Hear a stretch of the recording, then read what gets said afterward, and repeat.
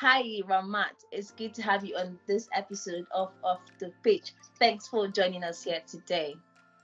Yeah, thank you very much, Rima. Thanks for having me. All right, so let's get right into business. Right here on Off the Pitch, we start off with an introduction, so you won't be left out, Ramat. If you want to know exactly what Ramat is all about, what you've done for a living, or what you're doing at the moment, basically, when the name Ramat Abdulkareem comes on board, what exactly should someone expect? Yeah, my name is Ramat Abdulkareem. Basically, I'm from Kogi State, Ibira by tribe. And I'm a footballer, professional footballer. I'm playing in B93 presently now in Denmark. I've played in the various leagues, Nigerian league. I've played like four clubs in Nigerian league before I leave. And I've played in under 17 and also part of the Falcons of the last tournament, February Gold Cup tournament in Turkey. That was my first color. That's quite a brief, precise, and impressive introduction, I must say. But Ramat, looking at your professional football career, you see that you've not had so much appearance. You just said it yourself. You had your first appearance in the Super Falcons last year, and for me, I'm wondering, like, what do you think is missing? Do you think there's so much talent in the squad right now, or better still, I don't know, what exactly do you think is missing from that you're not being effective? Yeah, well, I think it's all about opportunity, which I know it will come again. Well, I will say at that point I went to camp, I was not even ready. I must say, it is just I didn't see it coming. I didn't Oh, see that color and it came. So I'm this kind of person. I'm a very patient person. I'm not in a rush at all. I'm not because national team is there. It's a long time something. It's not something that will finish now. So call up yeah. is always so I'm just trying to focus on my own personal self, do better in my club side. Let me end that call up again by what I do. That's the spirit. But again, looking at you as a person, you're a young girl, yes, and football is not something that is acceptable in Africa. Like, it's not something that's lucrative for women in Africa. But for you, you chose a path in football, and I just want to know, how did that happen for you? What was your back? What is your background like? What is your history? How did you start? Where did you start from? At what point did you make that decision? I want to pick a career in football, and went for it. Well, I started playing football when I was in primary three. That's my primary Oh, school. And then my dad was my support because my dad played football. So before he jumped the armed force, he's an army. My dad was a soldier, but he's late now. May so rest in peace. And has mm, been my support. And always he keep encouraging me. And a lot of people come to watch me during my school games and tell me if I continue like this, I'll go places. And I feel like, what am I even doing that people see that I will go places? So with time, I begin to pick a lot of interest in it. And when my dad was late and he's no more, my mom become the support I mm, had. She was everything to me. Like she bought my books. My family support me a lot. But at the time though, when I things were rough, my mom almost got tired. She feel like I think I should stop this football for thing and join soldier. And I told her never. I will not join armed force. I'm definitely gonna play this football and I'll take care of her with it. This I give her my word. And she said okay. And that was it. 2013 I started playing, although it wasn't easy. yeah, It was not easy because I grew up in the north yeah. and I'm a Muslim and people I expect a lot from me being a Muslim. I should be covering my head here and there and Woman, seeing yes. me seeing me stay in the north, not just in the north, but I stay in the midst where Hausa people are. You know how it is. So seeing me wearing short up and down, like, what's this girl? Does she even have a life? They felt at times they say it to my hearing, like this one, she's just offering herself. But one thing about me is Yeah. I do not know how to give up.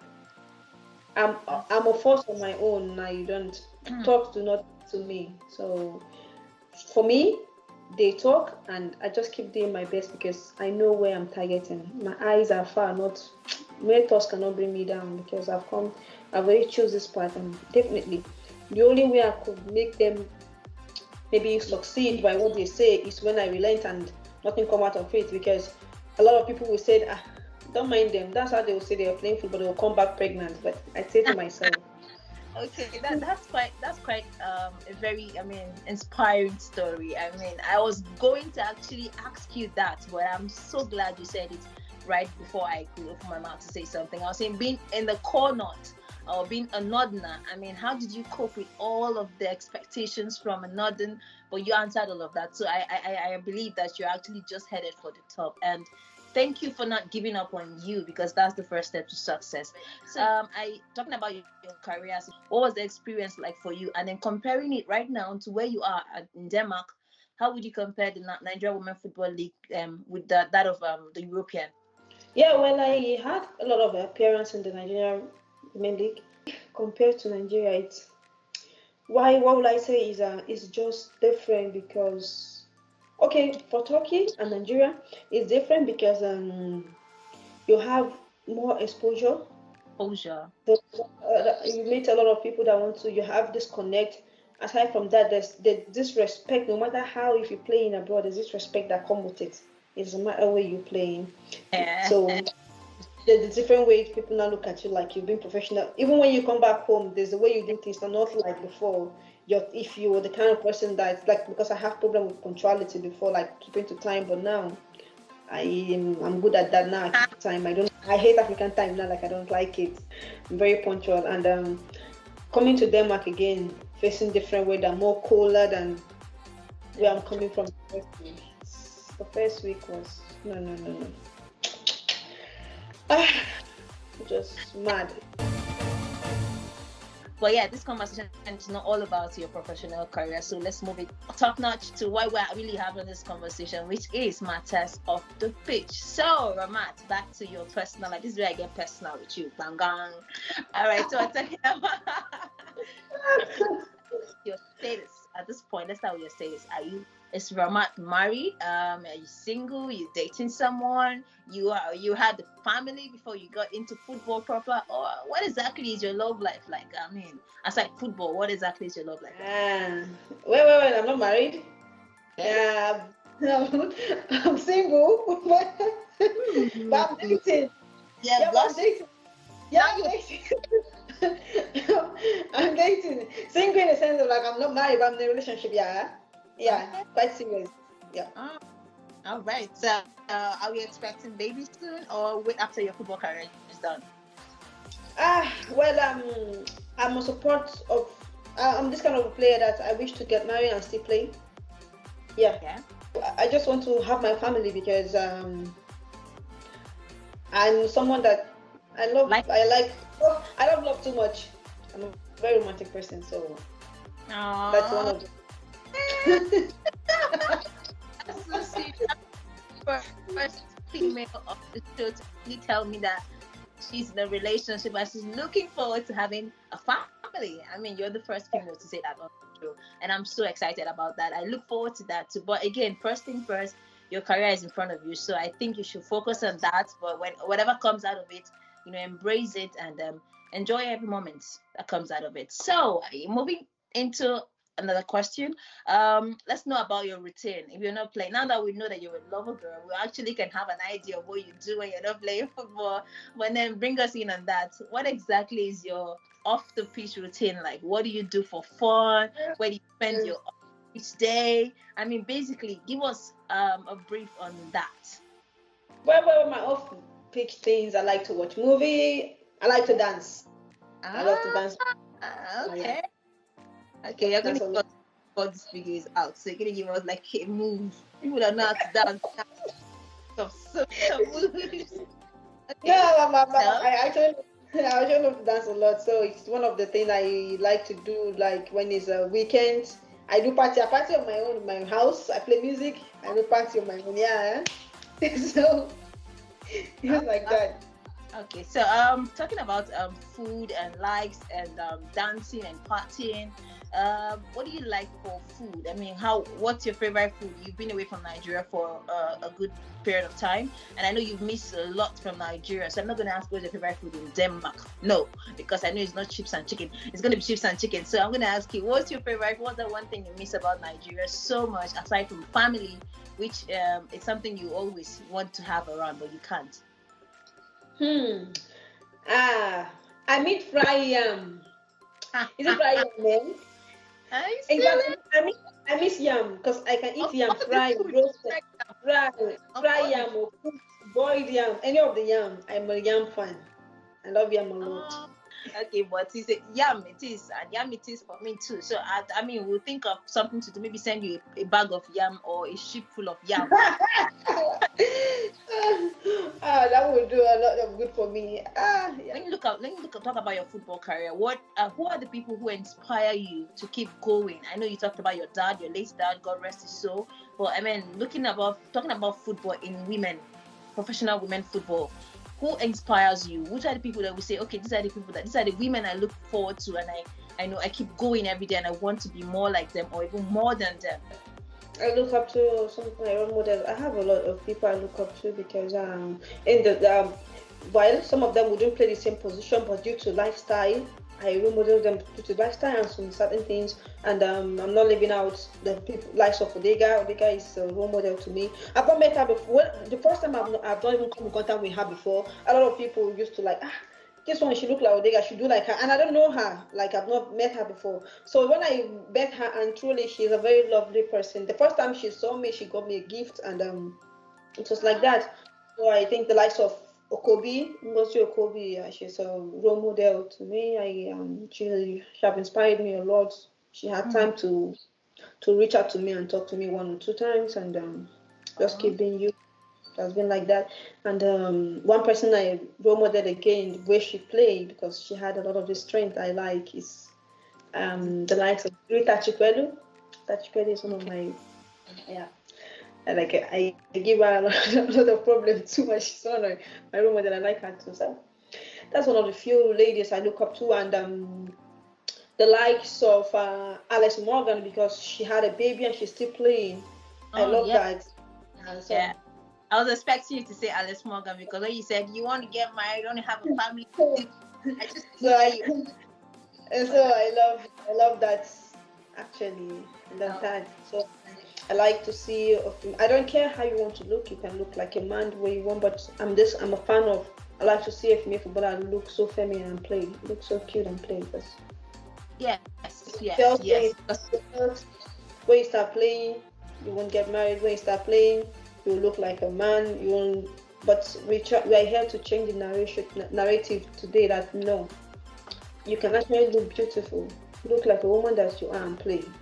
yeah, and I see why And you've chosen Ngozi, Francisca Odega, and Alex Morgan as your role model. He explains it. I told you, you're so real. Everything clicks.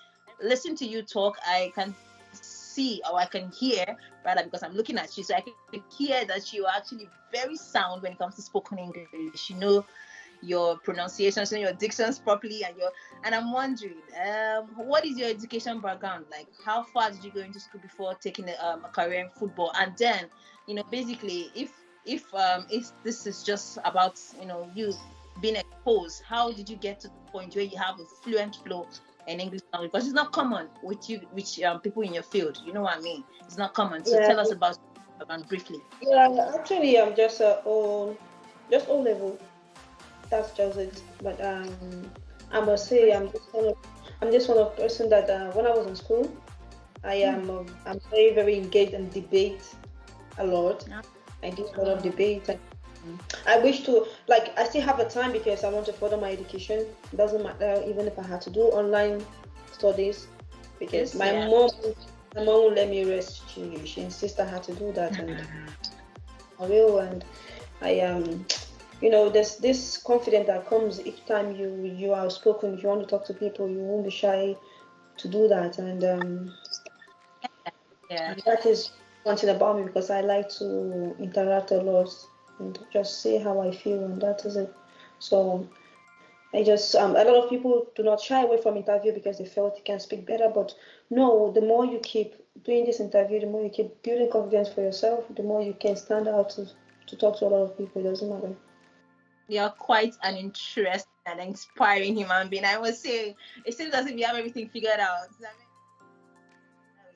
So let's take the segment of the show where I get to test your knowledge of the Super Falcons that you desire to become a regular face, and generally just to get your knowledge about how well you know the national team, the female national team of Nigeria. Is that okay?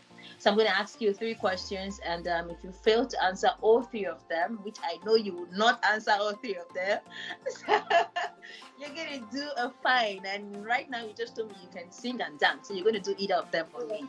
I'm going to leave that to the side. So we're getting right into the segment and the final segment of the show. You ready? All right, so let's get to first question. Question number 1. Quite interesting. All right, so the Super Falcons of Nigeria played their first international in what year and against which country? Okay, let me give you options so that you won't goof. Okay. 1996, let me start with that. 1991 and 1994.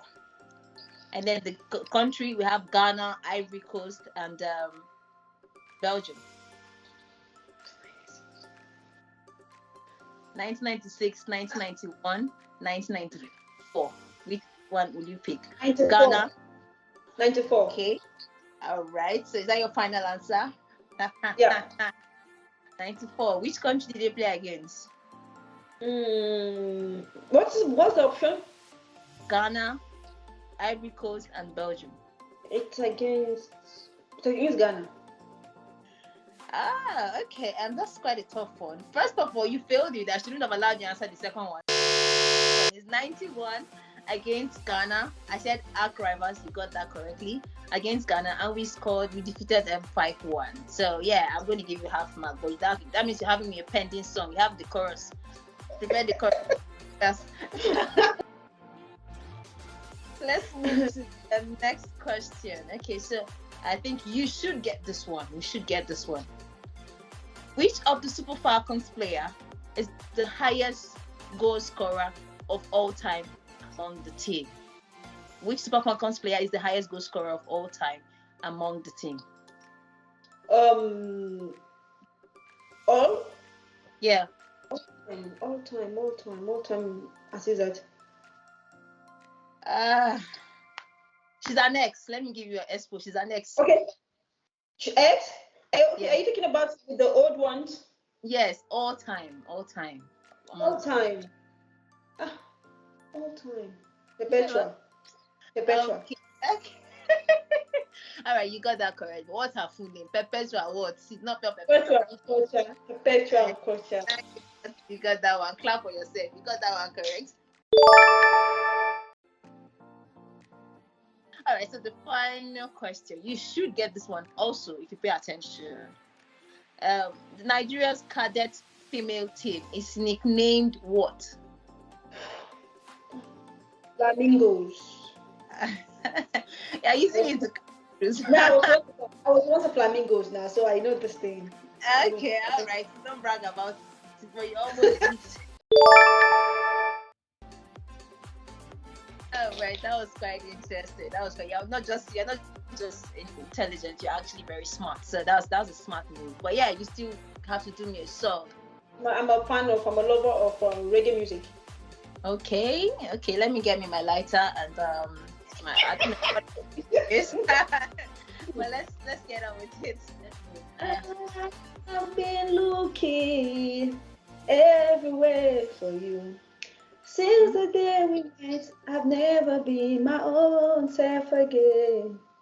Oh. You don't have to believe in everything I say to you, but for you, I'll be a better man.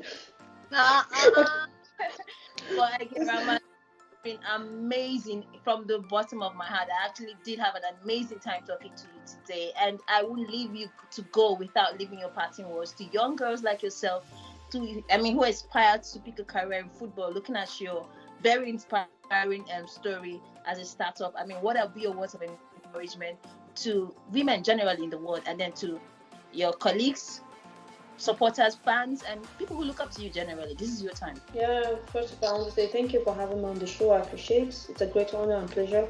And to our fans out there, I want to say thank you for all the support, for all the prayers, the ones I know, the ones I don't even know. I appreciate the love has been awesome out there. And to the young girls out there upcoming like me, we just have to be consistent in what we do. We just have to stay strong no matter how it is. We just have to give our effort at every time. And the most thing importantly is prayer. Prayer has done a lot of wonders in my life. A lot. I don't at all. One more thing is whatsoever you set your mind in doing, just do it. And to women out there in general, to in every field of career, I just want us to be supportive.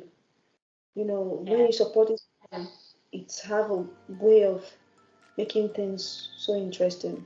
Oh wow, that's I mean, I think after football you should pick a career in inspirational coach speaking or public speaking, something like that, because I'm inspired already.